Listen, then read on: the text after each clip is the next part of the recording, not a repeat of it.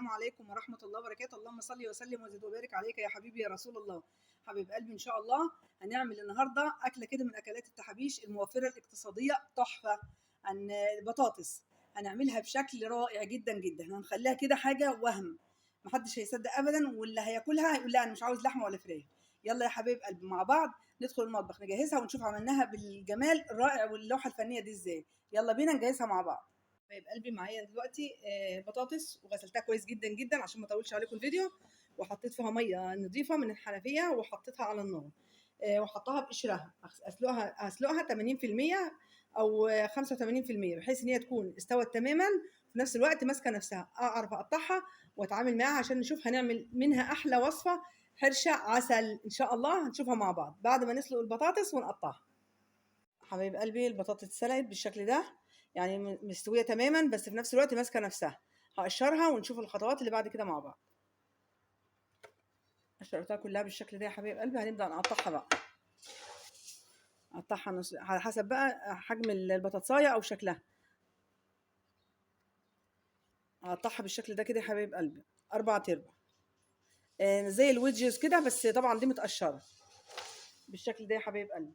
ولو حد بيحبها اصغر من كده عادي ممكن برضو نعملها الحجم ده كده، طالما احنا منزلينها متماسكه معانا ما نقلقش منها.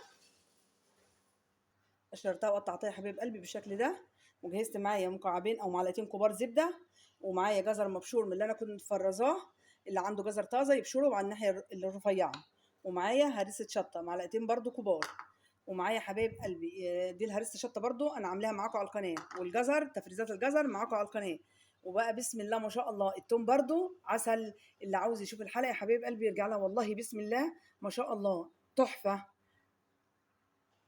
شوفوا يا حبايب قلبي والله لسه مطلعاه من الفريزر ومش ما بيحجرش معايا ولا اي حاجه، بيطلع بينزل طازه كده كانه فريش. بسم الله ما شاء الله. شايفين يا حبايب قلبي اهو.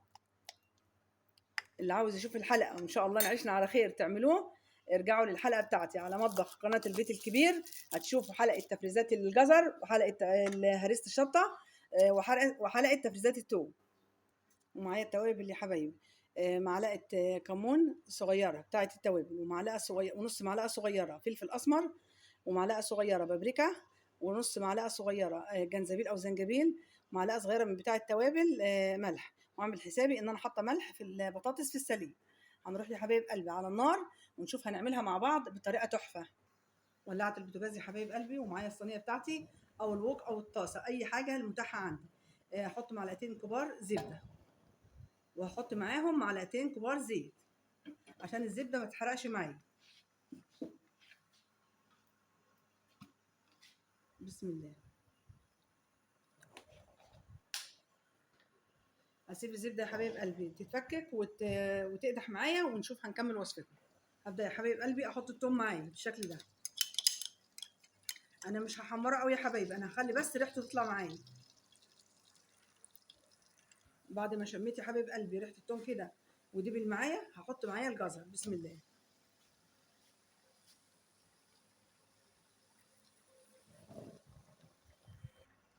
اقلب في الجزر يا حبايب قلبي، اشوحه شويه ياخد طعم من التوم والزبده، والزبده تاخد من طعمه كده، والحاجات دي كلها تاخد تتجانس مع بعض.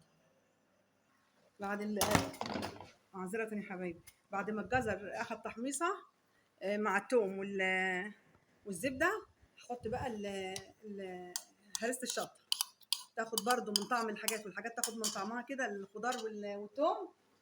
ونشوف بقيه وصفتنا.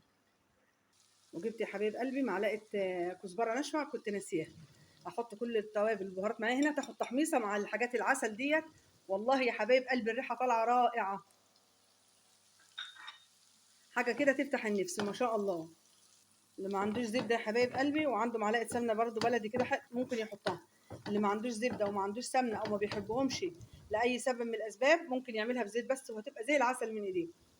هنزل بقى البطاطس هنا يا حبايبي. بسم الله.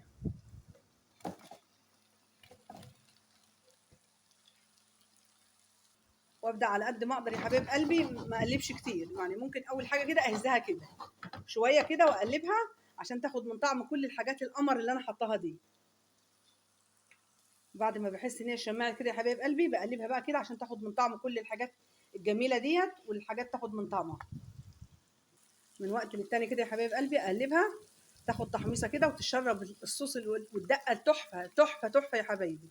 وكلها فوائد وروعه والله، طعم وريحه حاجه خياليه، مع شويه بقى بدنجان، مع شويه طماطم كده مخلله بالدقه، حاجه كده كفايه لوحدها قوي. عسل بشويه عيش كده بشويه رز، حاجه يعني بسم الله ما شاء الله، ونعمه وفضل قوي يا حبايب قلبي. نقلتها يا حبايب قلبي على العين الهاديه، واحط معايا شويه كزبره خضراء وتقليبه واحده واطفي، عشان انا مش عاوزاها تستوي، عاوزه الكزبره تفضل بنكهتها كده ولونها الاخضر بالشكل ده يا حبايب قلبي. تقليبه واحده واطفي بقى واشيلها على طول واقدمها. هنبدا نقدمها مع بعض يا حبايب قلبي، بسم الله.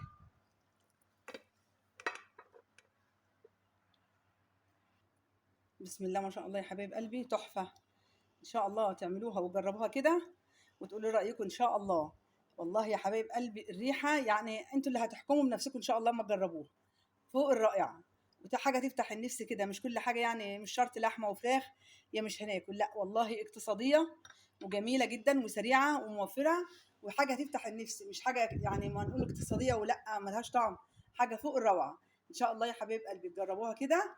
وما تنسونيش لاول مره يشوفني، انا قناه مطبخ البيت الكبير، ما تنسونيش من الاشتراك في القناه والضغط على زر الجرس ودعوه حلوه كده، والصلاه على الرسول صلى الله عليه وسلم، والدعاء لاخواتنا بالنصر والتمكين. والسلام عليكم ورحمه الله وبركاته.